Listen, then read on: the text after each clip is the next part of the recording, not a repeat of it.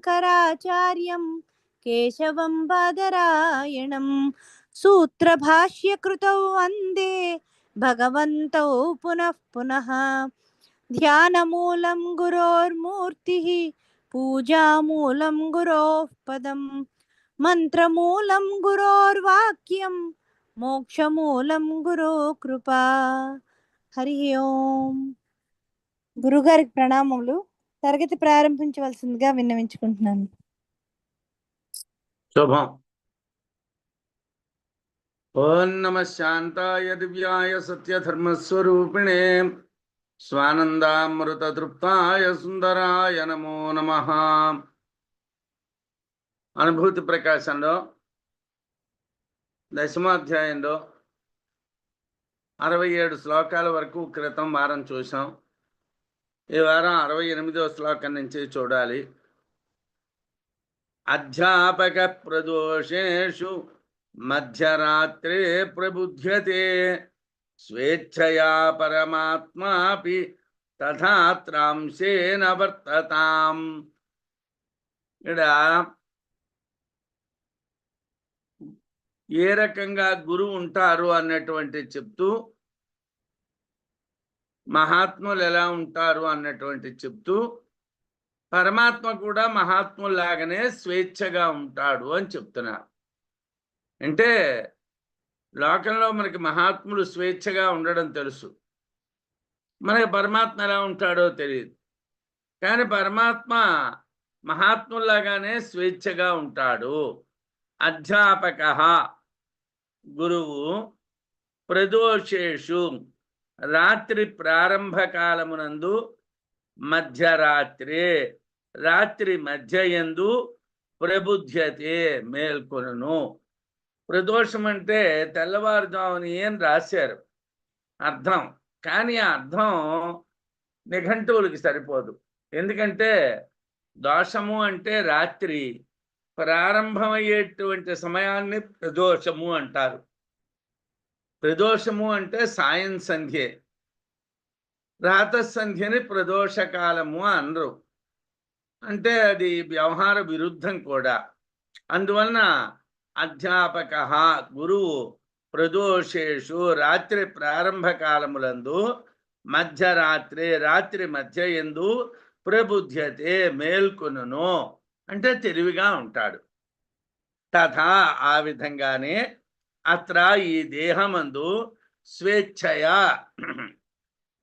తన కోరిక ప్రకారమే పరమాత్మ పరమాత్మ కూడా అంశేన తన యొక్క అంశతో వర్తతాం ప్రవర్తించును. ఈ శరీరంలో పరమాత్మ తన యొక్క అంశతో ప్రవర్తిస్తాడు అని చెప్పారు. ఎలా ప్రవర్తిస్తాడండి అని అంటే, ఎలాగైతే రాత్రి వేళల్లో గురువు అయినటువంటి వాళ్ళు అధ్యాపక అన్నటువంటి శబ్దాన్ని వాడారు. అధ్యాపక అంటే వేదాన్ని బోధించేవాడు అని అర్థం. అంటే వేదాన్ని అని ఎందుకు అంటున్నారండి అంటే, పూర్వం వేదమే చదువుకునేవాడు, మరో చదువు అంటూ ఏం లేదు. పూర్వం మనం ఇప్పుడు చదువుతూ ఉన్నటువంటి ఆంగ్ల విద్యలు లేవు కాబట్టి అధ్యాపకులు అంటే టీచర్లు అంటే, లేకపోతే ప్రొఫెసర్లు అంటే, లేకపోతే లెక్చరర్లు అంటే ఆ కాలంలో ఈ పదాలు లేవు కదా, అలాగే ఈ వ్యవస్థ లేదు కదా. వాళ్ళకి అధ్యాపకుడు అంటే వేదములు వేదాంగములు చెప్పినటువంటి వాడే వాళ్ళకి అధ్యాపకుడు. గురువు గారు రాత్రి ఆరంభకాలమునందు, రాత్రి మధ్యకాలమునందు తెలివిగా ఉంటారు. ఆ విధంగానే పరమాత్మ ఈ దేహంలో తన కోరికను అనుసరించే తన అంశతో ఉంటాడు అని చెప్పారు. ఇక్కడ చిన్న వివరణ ఏమిటంటే, యానిషా సర్వభూతానాం తస్యాం జాగర్తి సంయమి అని భగవద్గీతలో అన్నారు. ఏమంటే పగలు తెలివిగా ఉంటారు అన్నటువంటిది వ్యవహారంలో అందరికీ తెలిసినటువంటిది, కానీ రాత్రి తెలివిగా ఉండడం ఏమిటండి? పూర్వకాలంలో అంటే ఓ 40 ఏళ్ల క్రితం సాయంకాలం 6-6:30 ఇసరికల్లా అందరూ పడుకుండిపోయేవాడు. తెల్లవారుదాం 4-4:30కి 3:30కి 4 గంటలకి లేచిపోయేవాడు. అందరూ సాధారణంగా రాత్రి నిద్రాకాలం అంటే 6:30. ఇంకా చదువుకునేటువంటి వాళ్ళు, లేకపోతే ఏవైనా కుటుంబ వ్యవహారాల్లో పనులున్న వాళ్ళు ఉన్నా మ్యాక్సిమం 7:30, 8 లోపునే నిద్రలు. ఉదయం 4 గంటలకి, 3:30కి లేచిపోవటం. ఇదే వ్యవస్థ. కానీ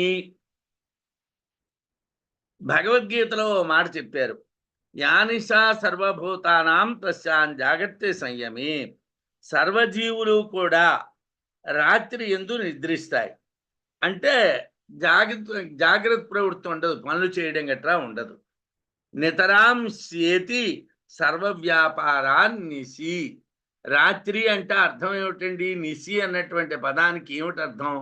నితరాం సర్వ వ్యాపారాన్ స్యతి. స్యతి అంటే సోతనూకరణే, అంటే బాగా కృషింపజేసేది. రాత్రి వేళ శ్రద్ధ ఉన్న వాళ్ళైతే అందుకోసం ఏమిటంటారు? నిశి అన్నటువంటి పదానికి అర్థం ఏమిటంటే అన్ని పనుల్ని కృషింపజేసేటువంటిది రాత్రి. అయితే సంయమి అంటే ఇంద్రియాలని నిగ్రహించుకున్నటువంటి వాడు ఆ సమయంలో జాగర్తి అంటే తెలివిగా ఉంటాడు. ఆ వేళప్పుడు, రాత్రి వేళప్పుడు ఆయన తెలివిగా ఉంటాడు, అన్ని పనులు చేస్తాడు. అంటే ఆత్మజ్ఞాని రాత్రి ఆరంభమైనప్పటి నుండి అర్ధరాత్రంలో కూడా జ్ఞానాన్ని ధారణ చేస్తాడు. ఇక్కడ అధ్యాపకుడు అంటే స్వాధ్యాయ ప్రవచన ఏకః నాకో మౌద్గిల్య అని స్వాధ్యాయ ప్రవచనాలే తపస్సు చేసేటువంటి వాడు. ఇది తైత్రీయంలో మనం విన్నటువంటి మాట. స్వాధ్యాయం అంటే వేదం అధ్యయనం చేయటం, ప్రవచనం అంటే వేదాలు చెప్పటం. ఈ రెండు పనులు చేసేటువంటి వాళ్ళని అధ్యాపకులు అంటారు. అధ్యాపకుడు రాత్రి వేళ కూడా తెలివిగా ఉంటాడు. అతనికి అన్ని పనులు అంటే బ్రహ్మాన్ని చింతించడమే. అందువలన అధ్యాపకుడు రాత్రి ప్రారంభించిన దగ్గర నుంచి అర్ధరాత్రం వరకు కూడా బ్రహ్మాన్నే విచారణ చేస్తాడు. అతనికి ఇంద్రియ వ్యాపారాలతో పని లేదు. అతనికి నిద్ర అంటే ఆత్మ స్వేచ్ఛగా సంచరించుట. అందువలన పరమాత్మ కూడా దేహమందు తన అంశతో స్వేచ్ఛగా సంచరిస్తాడు, సుషుప్తి ఎందే సంచరిస్తాడు. ఎందుకంటే జాగ్రత్త అవస్థలో పరమాత్మ దేహంలో ఉన్నాడు అని గుర్తించలేమని ఇంతకు ముందు చాలా విషయాల్లో చెప్పుకున్నాం. అలాగే స్వప్నంలో కూడా గుర్తించడం కష్టమని చెప్పుకున్నాం. ఒక సుషుప్తిలోనే గుర్తించడానికి అవకాశం ఉంటుందని కూడా చెప్పుకున్నాం. ఈ విషయాల్ని మనం బాలాకి అజాతశత్రు సంవాదంలో చూశాం. పరమాత్మ దేహంలో తన ఇచ్ఛతో సంచరించడం అనేటువంటిది ఐతరేయోపనిషత్తులో కూడా మనం చూడటం జరిగింది. ప్రతిదేహంతు చిన్మాత్రో ఘటాకాశ ఇవ స్థితః దేహం సాక్షితయా జానన్ క్షేత్రజ్ఞ ఇతి కథ్యతే. ఇక్కడ కొంత వివరణ ఇస్తున్నారు విద్యారణ్యుల వారు. ఏమిటండి అని అంటే, క్షేత్రజ్ఞుడు అంటే ఎవరు? చిన్మాత్ర, చిత్తు మాత్రమైనటువంటి పరమాత్మ ప్రతి దేహంతో అన్ని దేహములందా ఘటాకాశైవ స్థితః అంటే ప్రతి కుండలో ఆకాశం ఉన్నట్లుగా ఉంటాడు.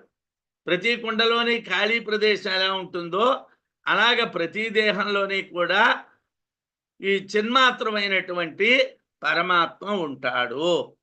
సాక్షితయా సాక్షిగా చూస్తూ, దేహం శరీరమును జానన్ తెలిసినటువంటి వాడై, క్షేత్రజ్ఞ ఇది కథ్యతే అంటే దేహ ధర్మాలు తెలిసినటువంటి వాడు అని చెప్పబడతాడు. ఈ శరీరం యొక్క ధర్మాలు ఎవరికి తెలుసు? పరమాత్మకే తెలుసు. మనం పరమాత్మ ఉండడం చేతన మనలోని మనకి దేహ ధర్మాలు తెలిసేయి అనుకుంటున్నాం. మనకి తెలియదు, పరమాత్మకి తెలుసును. పరమాత్మే ఈ దేహ ధర్మాలని తెలిసిన వాడు అని చెప్పబడుతున్నది.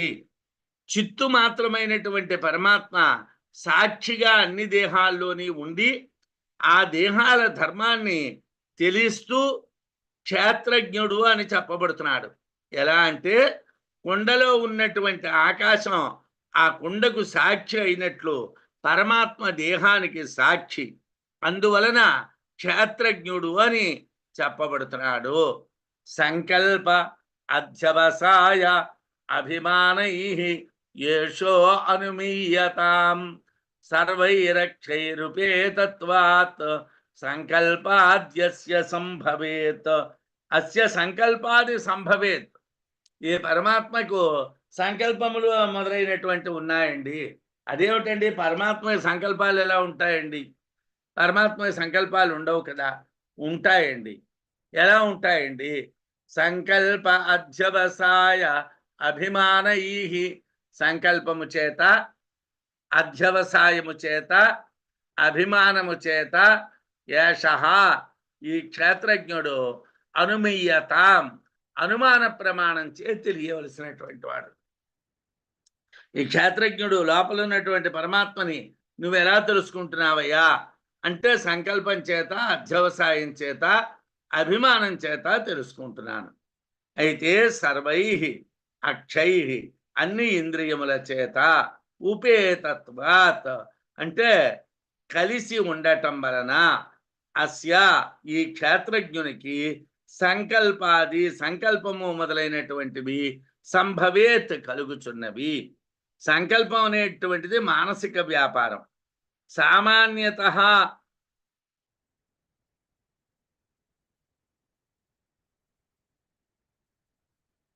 ఏదయం విషయస్వరూపమాన్ నకల్పనం సంకల్పః.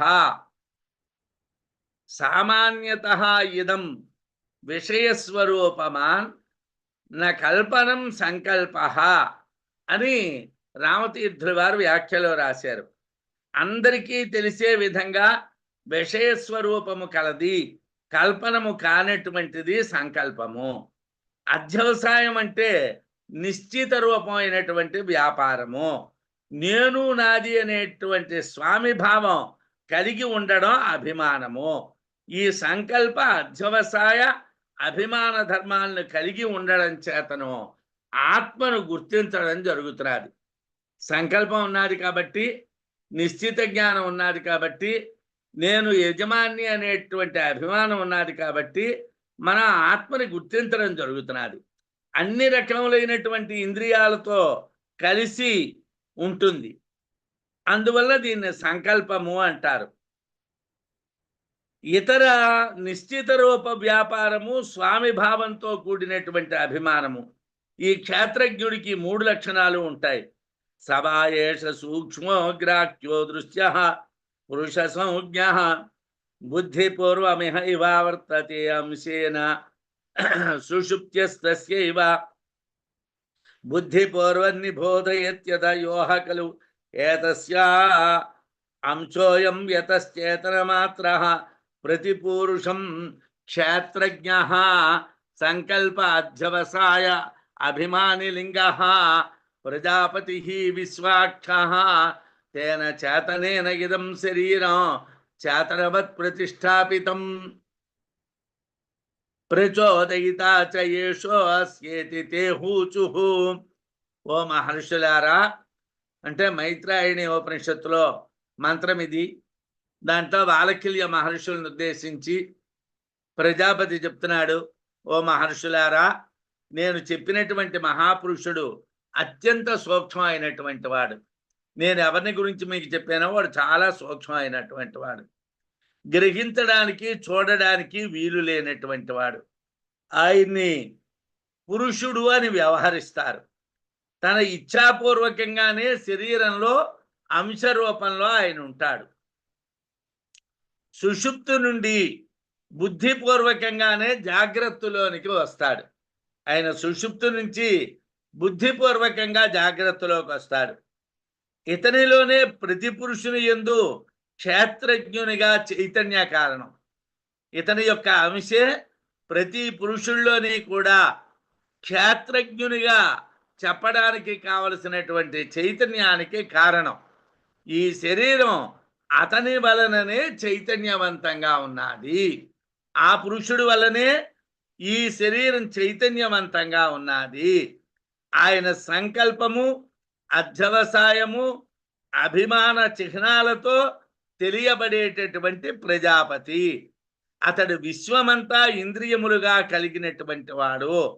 ఆ సంకల్పము, అలాగే అధ్యవసాయము, అలాగే అభిమానము గుర్తులుగా కలిగినటువంటి పరబ్రహ్మాన్నే చైతన్యాన్ని కలిగిస్తున్నాడు, శరీరాన్ని ప్రేరేపణ చేస్తున్నాడు అన్నాం. అంటే పరమాత్మకి చైతన్య సంకల్పము అనేటువంటిది కల్పన కానటువంటి బలం ఉన్నది. అధ్యవసాయం నిశ్చయమైనటువంటి వ్యాపార జ్ఞానం ఉన్నది. అలాగే మూడోది అభిమానం, నేను ప్రభుని అనేటువంటి స్వాభిమానం ఉన్నది. ఈ మూడు కలిగి ఉండడం చేతనే ఆయనే ఈశ్వరుడు, ఆయనే అధిపతి, ఆయన వల్లనే ఈ శరీరం ప్రవర్తిస్తున్నది. అంటే పరబ్రహ్మము యొక్క అంశే ఈ దేహంలో చైతన్యం కలిగించడానికి, ఈ దేహాన్ని ప్రేరేపించడానికి కారణము. తేన అవచ్ఛిన్న చైతన్య రూపేణ ఇదం వపుస్సదా చేతనీకృత్య కార్యేషు ప్రేర్యతే ఐశ్వర్యథా అశ్వైర్యథా రథః అశ్వైః రథః యథా గుర్రాల చేత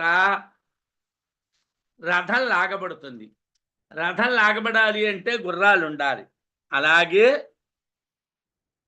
ఆ చైతన్య శక్తి చేతనే ఈ శరీరం నడుస్తున్నారు. ఈ శరీరం స్వతసిద్ధంగా జడమైనటువంటిది, ఇది నడవదు. దీన్ని నడిపిస్తూ ఉన్నటువంటి వారు ఎవరండి అంటే చైతన్య రూపమైనటువంటి పరమాత్మ. అశ్వై అశ్వముల చేత యథా ఏ విధముగా రథము చేతనీకృత్య కార్యేషు ప్రేర్యతే చైతన్యవంతంగా చెయ్యబడి కార్యాలయందు ప్రేరేపింపబడుచున్నదో తథా ఆ విధంగానే తేన ఆ క్షేత్రజ్ఞ అయినటువంటి పరబ్రహ్మాంశ చేత అవచ్ఛిన్న చైతన్య రూపేణ చైతన్యము కన్నా వేరు చేయబడినటువంటి దాని చేత సదా ఎల్లప్పుడూ ఇదం వపుః ఈ శరీరము చేతనీకృత్య చైతన్యవంతముగా చెయ్యబడి కార్యేషు లోక వ్యవహారముల యందు ప్రేర్యతే ప్రేరేపింపబడుచున్నది. గుర్రాలు నడిస్తేనే రథం నడుస్తుంది. అలాగే చైతన్యం కన్నా వేరు కానటువంటి ఈ క్షేత్రజ్ఞుడు ఎల్లప్పుడూ ఈ శరీరాన్ని చైతన్యవంతం చేస్తూ లోక వ్యవహారాల్లో నడిపిస్తాడు. అంటే ఈ శరీరం లోక వ్యవహారాల్లో నడవాలంటే ఏమిటి కావాలయ్యా అంటే చైతన్యం కావాలి. ఆ చైతన్యం ఏమిటండి? క్షేత్రజ్ఞుడు. క్షేత్రజ్ఞుడు అయినటువంటి ఆ చైతన్యం ఈ శరీరాన్ని నడిపిస్తూ ఉంటే ఈ శరీరం నడుస్తుంది. పరబ్రహ్మాంశే ఈ జగత్తుని నడిపిస్తున్నది. ఈ జగత్తును ఎవరు నడిపిస్తున్నారండి అంటే పరబ్రహ్మము యొక్క అంశే నడిపిస్తున్నది. అఖండైకరసాంశ రసస్యాంశో నేతి చేత్ శ్రూయతామిదం అఖండైకరసాత్మైవ మాయయా ఈశ్వరతామగాత్. ఏమండి, మీరు మమ్మల్ని భ్రాంతిలో ముంచేస్తున్నారండి. ఏమండి, అఖండమైనటువంటి ఏకరసమైనటువంటి ఆత్మ శరీరంలో ఎలా ఉంటుందండి? ఉండదండి. అసలు దానికి అంశాలు కూడా ఉండవండి. అది అఖండం అండి. అఖండమైనటువంటి ఆత్మ ఏమిటి? శరీరంలో ఉండడం ఏమిటి అంటే ఉంటుందయ్యా నాయన. అంటే అన్ని ఉపనిషత్తులు ఒకటే విషయాన్ని చెప్తాయని మనకు విద్యారణ్యుల వారు చెప్పారు. అంటే మరి అన్ని ఉపనిషత్తులు ఒకటే విషయాన్ని చెప్పేటప్పుడు ఒక ఉపనిషత్తు చదివేస్తే చాలు కదండి, మమ్మల్ని ఎందుకండి ఇలా ఇప్పుడే 10 ఉపనిషత్తులు అయ్యాయి, 10 అధ్యాయాలు అయ్యాయి, ఇంకో 10 అధ్యాయాలు ఉన్నాయంటున్నారు. మేము చాలా అలిసిపోయాం. సుమారు 2 సంవత్సరాలు అయింది. మీరు ఇంకా చెప్తామంటే మేము అన్నాడు వింటాం. అంటే మననం చేస్తూ ఉంటే సంశయాలు పోతూ ఉంటాయి. ఒక కోణం నుంచి ఓసారి చూసి మరో కోణం నుంచి మరోసారి చూసి మరో కోణం నుంచి మరోసారి చూడాలి. ఒక విషయాన్ని ఎప్పుడూ కూడా ఒకే కోణం నుంచి చూస్తే కుదరదండి. విజయనగరంలో నేను 4 సార్లు భారతం, 4 సార్లు భాగవతం, 4 సార్లు రామాయణం చెప్పాను. ఒకే అర్థాన్ని గాని ఒకవేళ నేను చెప్పుంటే 4 సార్లు నా ప్రజలు వింటారా? ఒకసారి చెప్పినటువంటి అర్థం రెండోసారి చెప్పకూడదు. రెండోసారి చెప్పింది మూడోసారి చెప్పకూడదు. మూడోసారి చెప్పింది నాలుగోసారి చెప్పకూడదు. కొత్త కొత్త అర్థాలు చెప్పాలి. అంటే నన్ను నేను ప్రశంసించుకుంది చెప్పటం లేదు. అలా మనం కొత్త కొత్త కోణాల నుంచి చూసేటప్పుడు మాత్రమే పరమాత్మ మనకి తెలియబడతాడు. అనేక కోణాల్లోంచి చూడాలి, ఒకే కోణంలో చూడకూడదు.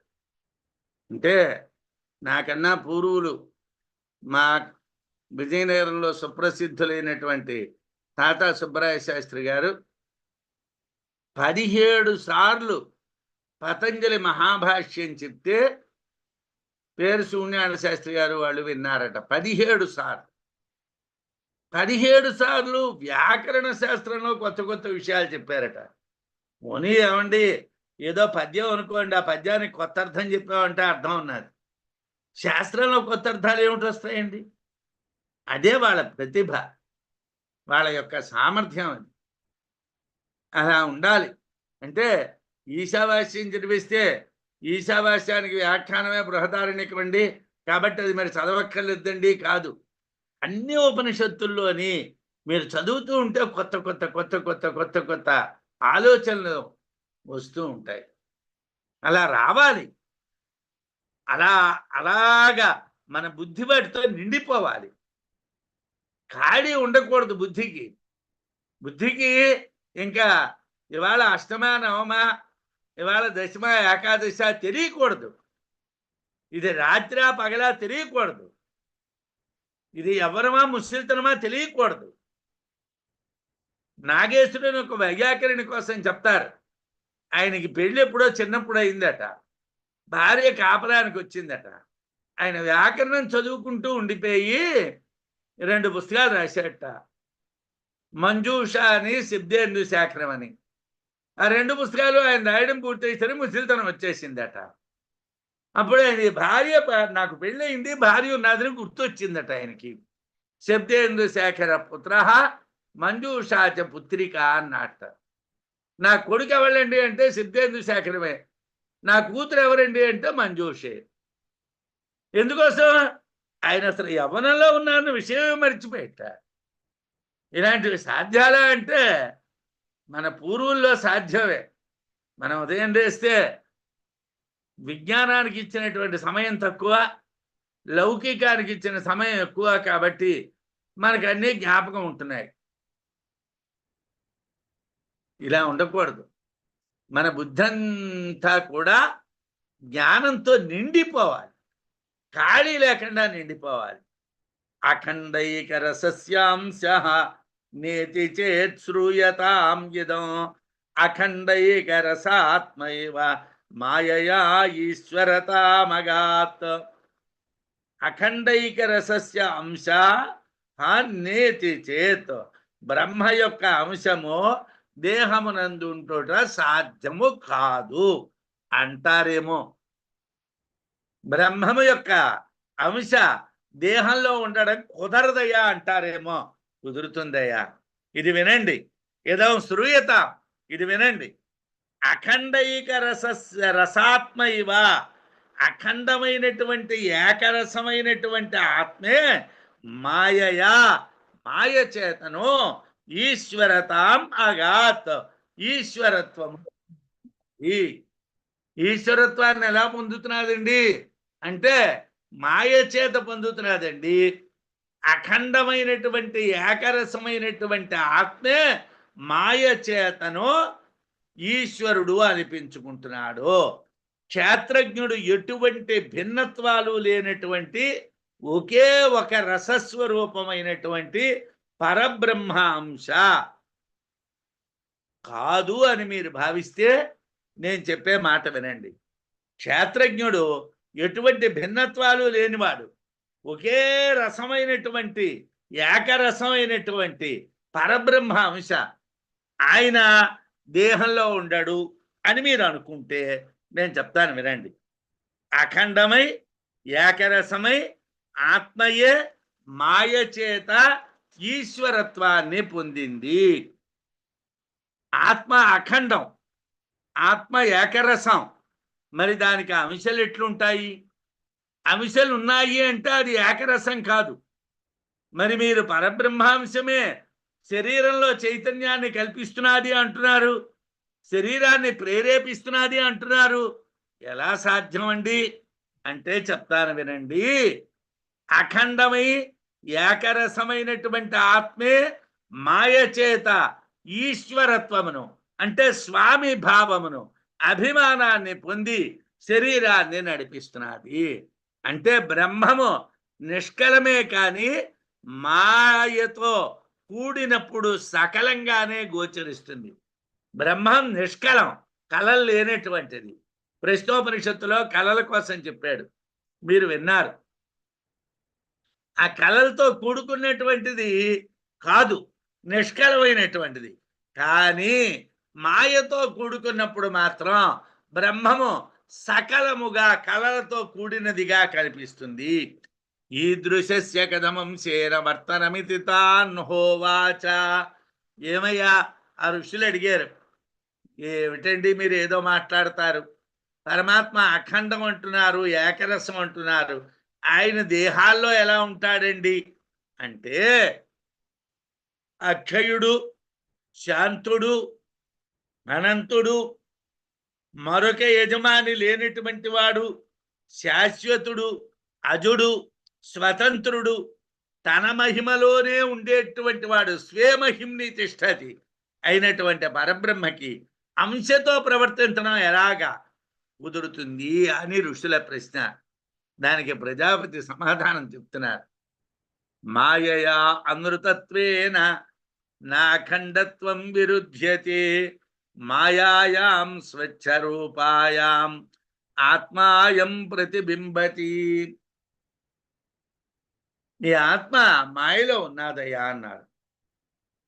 ఏమిటండి అది? మాయాయా, మాయా అనేటువంటి అనృతత్వేన, మాయా అనేటువంటిది యథార్థం కానిది కాబట్టి అఖండత్వం, ఆత్మ యొక్క అఖండ రసైక స్థితి నవిరుధ్యతే, విరోధించబడదు. మాయా అనేటువంటిది యథార్థం కాదు కదండి. యథార్థం కానటువంటి మాయలో అఖండమైనటువంటి ఆత్మ ఎలా ఉంటుందండి అంటే అదేం ప్రాబ్లం కాదురా నాయన, అదేం తప్పు కాదు. మరి ఏమిటండి?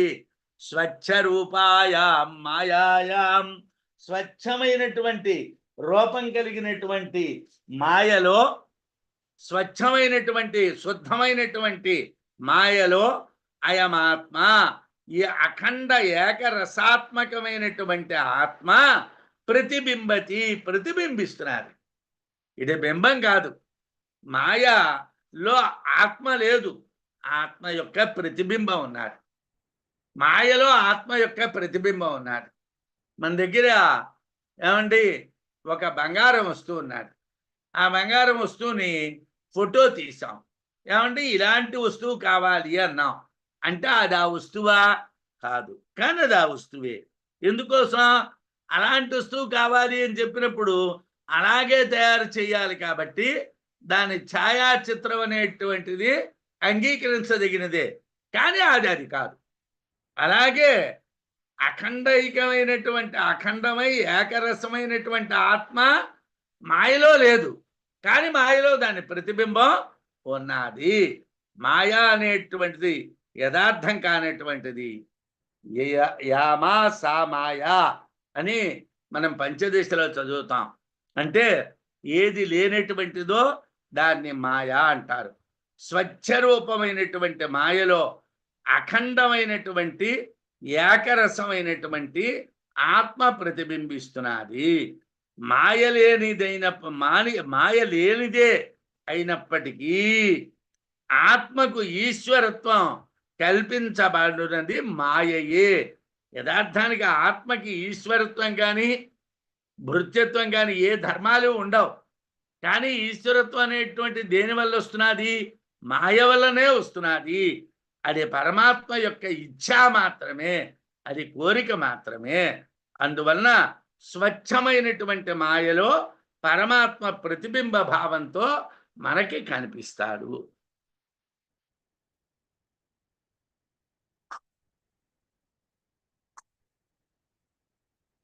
మరి ఆయన దీంట్లో ఉన్నాడంటున్నారు, దానికి ప్రమాణాలు ఉన్నాయా అండి? తదుపాధిక ఈశోభూత్ సృష్టే ప్రాగేక ఏవ సహ అతో నారమత ఏకాకీ రాజామాత్యాదికో యథా. తదుపాధిక, ఆ మాయ ఉపాధిగా కలిగినటువంటి వాడై ఈశః అభూత్, ఆత్మ ఈశ్వరుడు అయ్యాడు. ఆత్మ స్వామి ఎలాగయ్యాడండి, యజమాని ఎలాగయ్యాడండి అంటే మాయ ఉపాధిగా కలిగినటువంటి వాడై అయ్యాడు.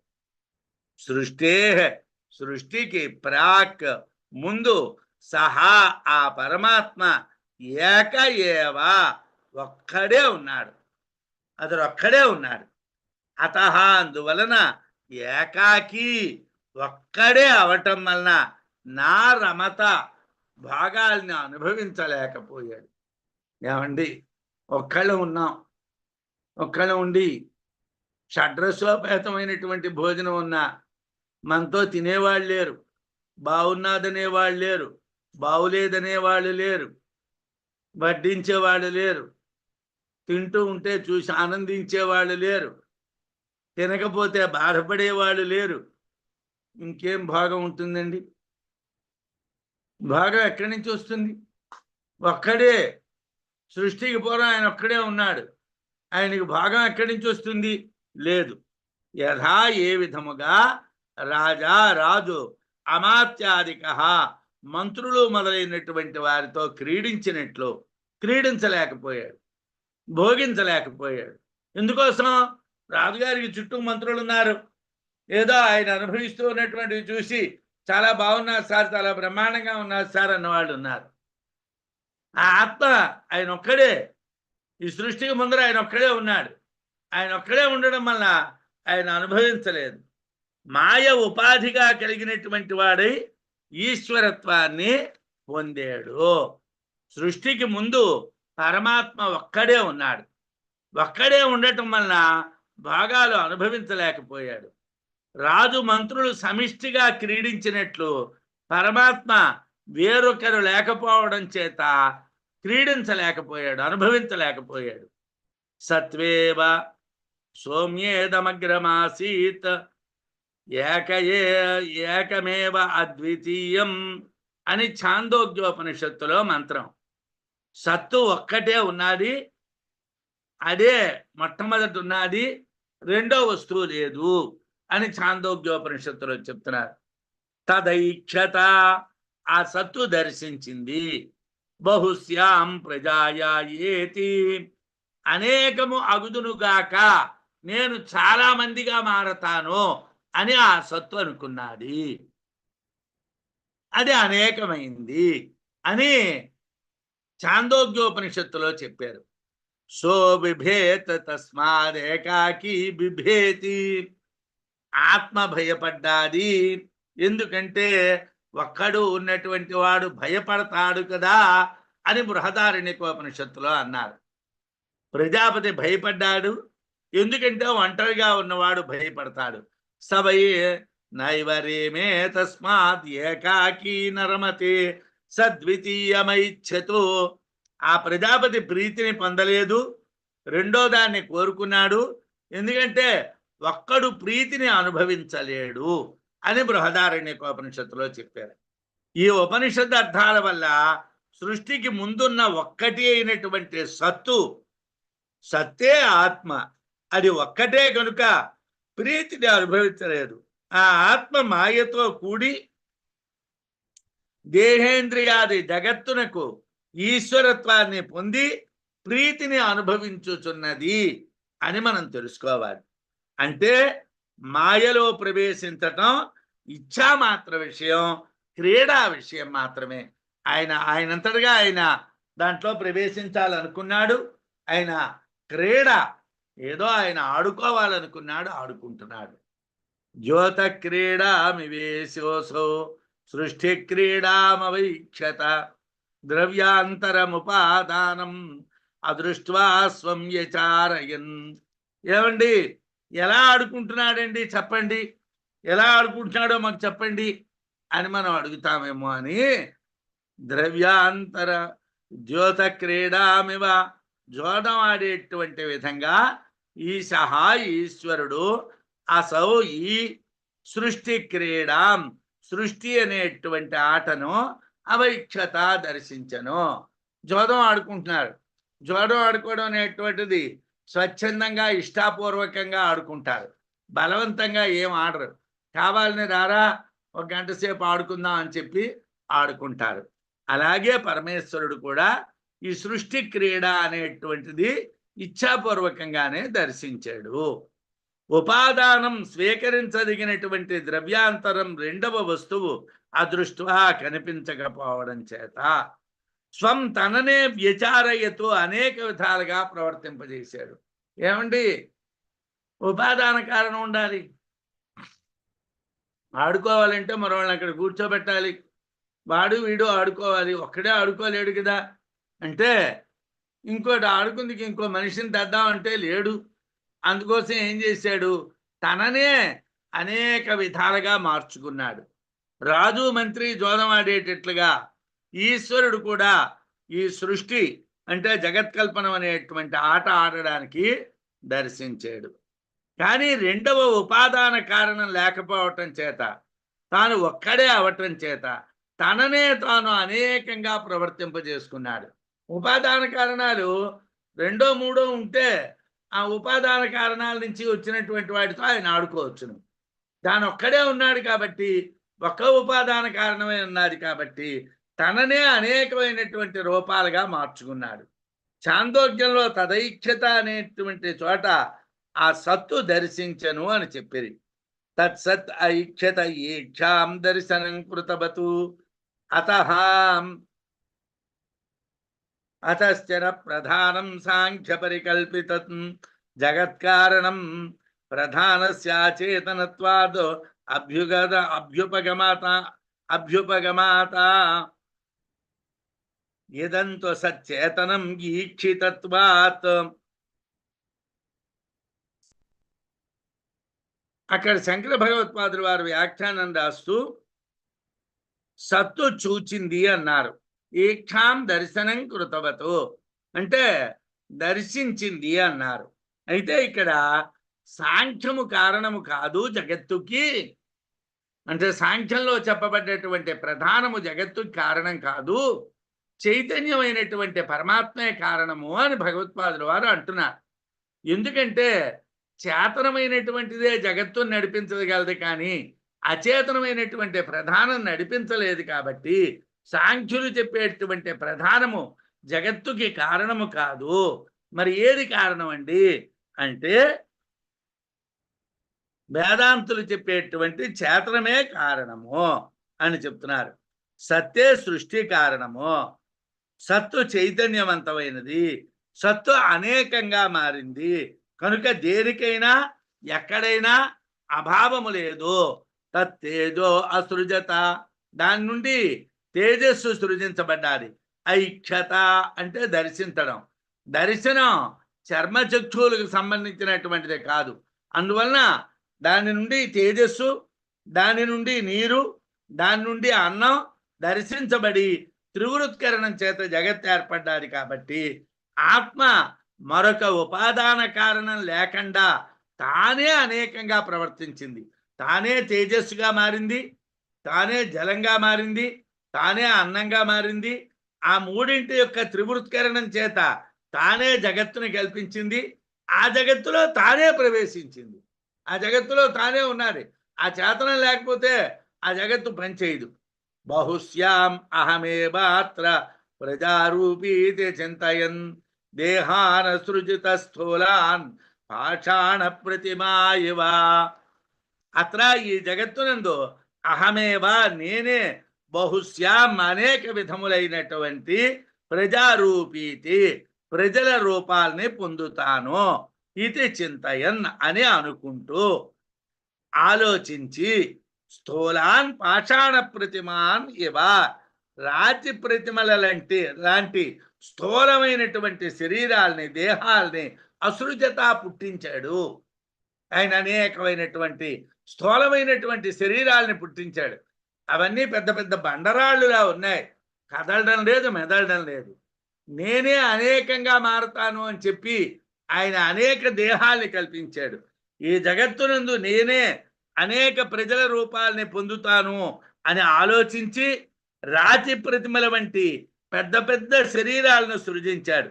ప్రజాపతిర్వాయేషోగ్రే తిష్టతు సనారమత్ ఏకస్స ఆత్మానం అభిధ్యాయన్ బహీ ప్రజా అసృజతో అస్మై వా అప్రబుద్ధ స్థాణురివ తిష్టమాన అపశ్యత్ సనారమత. ఒక్క పరబ్రహ్మమే ముందున్నాడు. ఒక్కడే అవడం వలన అతడు ప్రీతిని పొందలేడు. అతడు తనని తాను ధ్యానించుకుంటూ అనేకమైనటువంటి ప్రజల్ని సృజించాడు. కానీ వాళ్ళు ఎటువంటి చైతన్యం లేకుండా ఉండడం వలన అతడు ప్రీతి పొందలేకపోయాడు. పూర్వశ్లోక వ్యాఖ్యానంలోనే చాందోగ్యంలో బహుశ్యాం ప్రజాయాయేతి అనేటువంటి దాని గురించి మనం చెప్పుకున్నాం. ఆ పరమాత్మే అనేక రూపాల్లో ప్రవర్తించాడు అన్నటువంటి విషయాన్ని మనం చెప్పుకున్నాం. అయితే తాను సృజించినటువంటి చైతన్య శరీరాల్లో చైతన్యం లేకపోవటం వలన వాటిలో తానే ప్రవేశించటం గురించి తర్వాత శ్లోకంలో చెప్తున్నారు. స్వయమేవ యథా స్వప్నే గిరినద్యాది రూపతః కల్పిత భాత్యసౌ ఆత్మా భాత్యేవం బహురూపతః. యథా ఏ విధముగా స్వప్నే కలయందు గిరినద్యాది రూపతః కొండలు నదులు మొదలైనటువంటివి కల్పితః భాతి కల్పితములై ప్రకాశిస్తున్నాయో. సాధారణంగా మన కళ వచ్చిందనుకోండి, ఆ కళలో కొండలు కనిపించాయి, నదులు కనిపించాయి, నీళ్లు కనిపించాయి. అవన్నీ నిజంగా ఉన్నాయా అండి? అవేవీ లేవు. అవన్నీ కూడా కల్పితాలు. కల్పితాలయ్యి ఎలాగ కనిపించాయో అలాగే స్వయంగా స్వయమేవ ఆత్మ బహురూపతః అనేక రూపాల్లో ఆత్మ తథా అదే విధంగా అసౌ ఆత్మ ఈ ఆత్మ స్వయమేవ బహురూపతః తానే అనేక రూపాలతో భాత్యేవా ప్రకాశిస్తున్నాడు కదా. ఈ ఆత్మ అనేక రూపాల్లో ప్రకాశిస్తున్నాడు. యథార్థానికి ఆ జడమైనటువంటి దేహాలకి ప్రకాశించే గుణం లేదు. ఈ ఆత్మే వాటితో ప్రవేశించి ప్రకాశిస్తున్నది. కళలో కొండలు నదులు మొదలైనటువంటివి ఏ విధంగా కల్పితాలై ప్రకాశిస్తున్నాయో అదే విధంగా ఈ ఆత్మ అనేక రూపాలతో ప్రకాశిస్తున్నది కదా. వాసనలే స్వప్నంలో వస్తువుల వలె కనిపిస్తాయి. యథార్థానికి వస్తువులు ఉండవు, వాసనలే వస్తువుల్లా కనిపిస్తాయి. కళ్ళలో అలా కనిపిస్తాయి. అదేవిధంగా వాసనామయమైనటువంటి ప్రపంచంలో ఆత్మ తానే స్వయంగా అనేక రూపాలతో ప్రకాశిస్తున్నది. అనేక రూపాలతో ఈ ఆత్మ ప్రకాశిస్తున్నది. వాసనామయమైనటువంటి ప్రపంచంలో ప్రకాశిస్తున్నది అన్నట్టుగా భ్రాంతిని కలిగిస్తున్నది. అంటే రూపంతో కాదు, ప్రతిరూపంతో ప్రతిబింబంతో ప్రకాశిస్తున్నది. యథార్థమునకు స్వప్నము వల్లే జగత్తు కూడా అవాస్తవం. వాసనల వలె జగత్తునంది వస్తువులన్నీ యథార్థములే. స్వప్నం ఎలాగైతే అవాస్తవమో జగత్తు అవాస్తవం, అలాగే జగత్తులో ఉన్నటువంటి వస్తువులు కూడా వాసనల్లా అన్ని యథార్థాలే. ఏతాసాం ప్రతిబోధనాయ అభ్యంతరం ప్రవిశాని అని శృతి. అంటే ఆ జడమైనటువంటి శరీరాల్లో చైతన్యాన్ని కలిగించడం కోసం ఆత్మ వాటిలో ప్రవేశించింది అని మైత్రాయణ్యోపనిషత్తు చెప్తున్నది. ప్రవేశించాలని నిర్ణయించుకున్నది. తత్సృష్ట్వా తదను ప్రావిశత్ సయేష యః ప్రవిష్టః. ఇవి ఇంకొన్ని ఉపనిషత్తుల్లో ఉన్నటువంటి మాటలు. మతం మీద ఏ మాటలను బట్టైనా జడమైనటువంటి ఈ జగత్తంతా కూడా అంటే ప్రతిబింబ రూపంగా చిన్మాత్రమైనటువంటి పరమాత్మ దాంట్లో ప్రవేశిస్తున్నాడు. ప్రతిబింబ రూపంలో దాంట్లో ప్రవేశిస్తున్నాడు. అలా ఆయన ప్రవేశిస్తున్నాడు కాబట్టి అవన్నీ కూడా ప్రకాశవంతంగా చైతన్యవంతంగా మనకి కనిపిస్తున్నాయి. పరమాత్మ జగత్తును సృజించడం, ఆ జగత్తులో పరమాత్మే ప్రవేశించడం అనేటువంటి వాటిని అన్ని శృతులు చెప్తున్నాయి. అందువలన స్వయంగా పరమాత్మే జగత్తునందు ప్రకాశిస్తున్నాడు అని గోచరిస్తున్నది అని అనిపిస్తున్నది. అయితే ఆ ప్రకాశించడం అనేటువంటిది యథార్థ